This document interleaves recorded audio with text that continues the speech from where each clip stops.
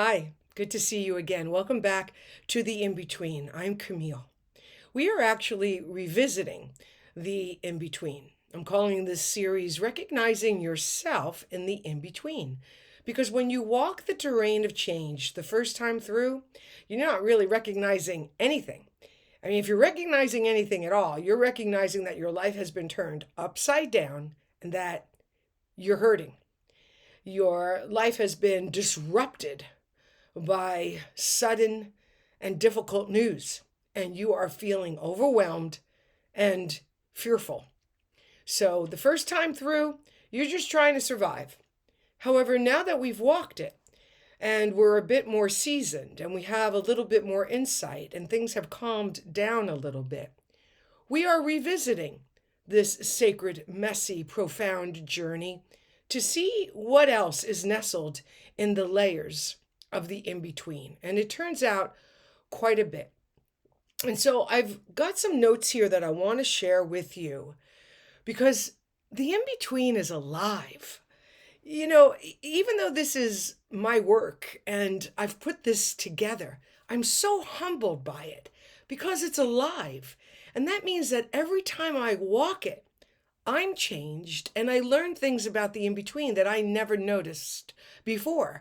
And so the first set of videos in which we walked it together, wow, I've got through a lot of change just doing that. And so I love that we're going back and we're looking at it with curiosity and with greater awareness to see what else is here for us. Now, when I look at the inner landscape, as I said, I've noticed that the change cycle started with being cracked open and it ended with a breakthrough. The inner landscape is not linear like that. It starts with doubt and it ends with grief. That gives you an idea of how intense, how deep, how messy, how challenging the emotional landscape is when you're going through change. The other thing I noticed is that there are groupings, very much like the change cycle. And by all means, go back and look at the videos I've just created about the change cycle, looking at it from this fresh perspective, because there's so much in there. And it might be helpful to look at those before coming here. So when I look at the groupings, you've got overwhelm, confusion, and fear. Those are some of the initial feelings that you may feel when you're going through change. Partner comes home, they say they want to end the relationship. You go to work, you find out you don't have a job anymore. You go to the doctor, you have a serious medical challenge in front of you. So, overwhelm, confusion, and fear. Oh my gosh, what am I going to do? I'm so overwhelmed by this information. I am completely confused and have no idea what is happening, let alone what to do. Another grouping that I noticed in the inner landscape, once we deal with those initial shockers, is resistance, right? I'm not going to deal with this. I resist. I deny that this is happening. It's a natural response. The mind resists because it's too much. The mind likes structure. The mind likes to know. It doesn't like not knowing, and it doesn't like chaos, confusion, and uncertainty. It hurts our heads when we're going through those experiences. And yet, that's exactly what we go through in the in between. And so we resist mentally what's happening. And we say things like, this can't be happening, even though there's nothing but evidence that, in fact, it is. The other secondary experience that we can go through emotionally is doubt. We doubt ourselves. We doubt everything. Just put it all in the blender. When you are going through change and you're dealing with some big challenges, you can doubt. You can doubt yourself. You can doubt your ability to make a good decision. You can doubt your life, and you can doubt life itself. It can be very challenging. When you have that kind of doubt, I call it the dark night of the soul, where everything gets questioned. If this could happen, then anything could happen. And that's true. And that's why the inner landscape is a place that we want to revisit with awareness, with mindfulness, with compassion, and with respect, so that instead of judging ourselves, shaming ourselves, and criticizing ourselves, we can understand, well, of course, we're going to have doubt. Of course, we're going to resist what's happening because this is really, really big. So resistance and doubt. The other thing I noticed in the in-between and in the inner landscape, as we noted in the change cycle, is that a lot of these feelings are double-sided, right? You can feel confusion and overwhelm. You can feel doubt and fear. Another profound experience that tends to stand alone and comes at the end, so to speak, of the list, but certainly not at the end of the experience, is grief. Oh my goodness. You know, I've got a lot to say about grief, and I encourage you to go back to the inner landscape videos and look at the grief video. I have tremendous respect for grief. I've been through a lot of grief and loss, and maybe you have too. And so when we get to the inner landscape, there's grief, because we are dealing with loss. Loss of a relationship, loss of a friendship, loss of a job, loss of a way of life, loss of a way of knowing ourselves, loss of a future that we thought we'd share with someone. Loss is real in change. You can't avoid it, you can't escape it, and nor do we want to. We're here to respect it, to bring ritual to it so we can honor it. We're here to sit with it. We're here to bring compassion to the sorrow and the deep sadness we feel when we're going through the in-between. And then, just like in the change cycle, there comes a moment when we're being asked by change. And in this case, we're being asked to surrender. You know, the mind tends to grip. It holds on for dear life because it doesn't want to let go of what it knows. Because then what? Then we got to not know? Yeah.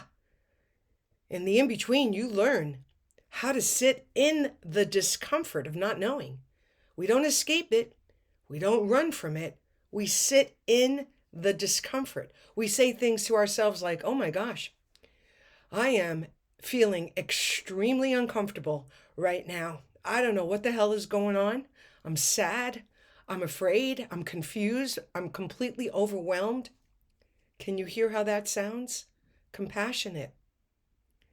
And so in those moments, we can say to ourselves, we are being asked to surrender control. We're being asked to let go and to trust what we cannot see. We are being asked to surrender our resistance to feeling what we feel. It's a powerful moment when we give ourselves permission to surrender. And what helps is remembering that no matter how hard it is, and no matter how much it hurts, that there will come a moment later on down the road when you will be able to look back with hindsight and understand why all of this is happening. It's difficult to know when you're in it. And that's why when surrender comes knocking, it's important to recognize that moment and to give yourself the opportunity to do just that. resistance is another moment in the in-between. But along with surrendering, there is this reminder of resilience that you have gotten up before. I mean, that's another video to go back and watch again, because when you get knocked down and you're flat on your back or you're on your knees, you may not remember that you were there before. You may not remember that you got back up. And every time you got up, you built your resilience. You strengthened that muscle of resilience. And that happens in the inner landscape. And it's a powerful moment when you remember, oh my gosh, I'm going to be okay. When that voice within you says, you got this. You are bigger than this. Even though it may not feel like it. You're bigger than this. You're stronger than this. And there will come a moment when you will be able to meet this moment with that strength and with that resilience.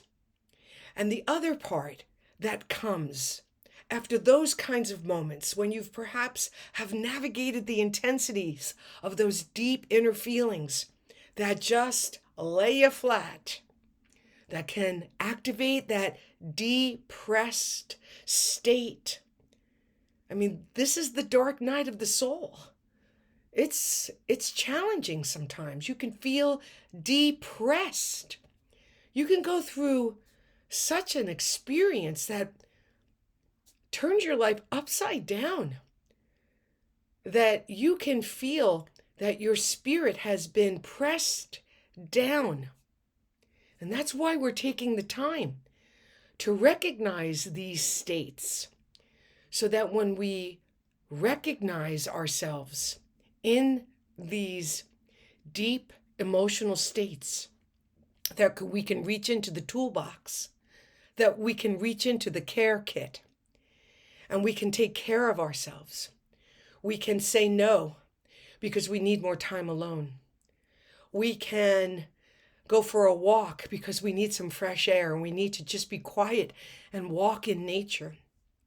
When we can take better care of ourselves, maybe have a cup of tea, maybe get to bed early, maybe wrap ourselves in that cozy blanket. These are the moments when we get to recognize ourselves in the in-between. And then the curiosity that comes when things are a little lighter, when we're able to look from an angle of curiosity, when we're a little bit more willing to say to ourselves, wow, maybe all of this really matters. When we're able to be curious about maybe why we weren't allowed to feel. Maybe we can be a little bit curious about the grief that we never allowed ourselves to feel because it was too traumatic. Maybe we say to ourselves, you know what? We may need some professional help. Maybe the best curiosity we have is not enough to help us navigate this intense time. So the in-between is a very sacred place. And walking again with you, especially going through the inner landscape, is really important. Our feelings are so important. You know, in the old design model, we rarely felt our feelings. You know, certainly in my upbringing, we didn't have the kind of tools that I have now. We just swept it under the rug because we didn't know what to do with it all. But now we're learning what to do with it all. Now we're willing to sit in the discomfort of grief and loss. Now we're willing to bring compassion to our mind when it freaks out, like mine did yesterday. I was able to put my hand on my heart and say, you know what? I know this really hurts right now. And I'm not going to try to fix it. We're just going to go home and we're going to feel this. And guess what happened? Because I showed up for myself and because I was willing to stop what I was doing and feel the feelings and cry it out and just wrap my hands and my arms around myself because that's what I needed. You know what happened? You know what happened because I was willing to feel it? It passed through me. I was able to process it. I was able to stay with it. And by staying with it, I was able to release it. Something got dislodged. Something came up and was asking for my full attention. And because I was willing to give it to it as soon as I could, I was able to feel lighter afterwards. It passed through me like a storm. The dark clouds came, the thunder and lightning came, the downpour came, and just like every storm, eventually the clouds parted. The sun came back. And yeah, there was a rainbow that reminded me that when we are willing to be with ourselves and to love ourselves and to bring deep respect and compassion for what we're going through, eventually, at some point, we do indeed lighten up. Thanks so much for watching.